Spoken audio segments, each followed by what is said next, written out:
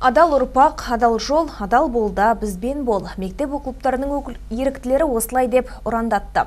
Жыл басынан бері білім басқармасы мен сыбайлас жемқорлыққа қарсы іс-қимыл агенттігінің Жамбыл облысы бойынша департаменті адал ұрпақ атты еріктілер клубын құрған еді. Енді жас өркендер облыстық слетте жылдық жұмыстың нәтижесін қорытындылады.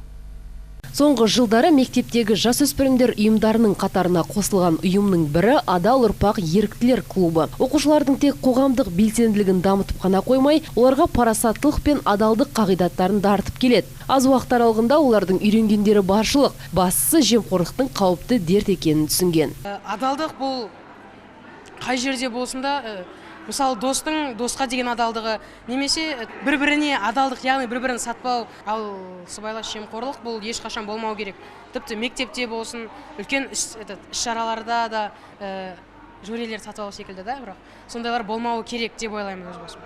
Өңіріміз бойынша еріктілер клубы 392 мектепте құрылып, құрамында 16 мың оқушы бар. Жыл басынан бері аудандық қалалық деңгейде 200-ге жуық іс-шаралар өткізілген. Баласағұн концерт залында болған слетте жеткіншектер өз клубтарының жұмыстарын қорытындылады. Өскелең ұрпақты сыбайлас жемқорлықтан аулақ болуға шақыру, мектеп қабырғасынан бастап тәрбиелеу болашақ үшін қажет қадамның бірі. Сондықтан сыбайлас жемқорлыққа қарсы қызмет өкілдері де білім беру ұйымдарымен тығыз жұмыс істеп келеді. Бұл слеттің мақсаты жалпы аудандағы барлық оқушылардың ерікті осындай адалдыққа, парасаттылыққа, яғни белсенді атсалысып жүрген осы оқушылардың барлығын басын осы слетте қосып жатырмыз. Облыстық слетта ауданнан келген еріктілер әдеби музыкалық үлгіде презентация жасап, басқа қатысушыларды да өз қатарына қосылуға шақырды. Ақсәуле Абытай, Санат Аралбек, Шыңғысхан Кеңесхан, 77 News.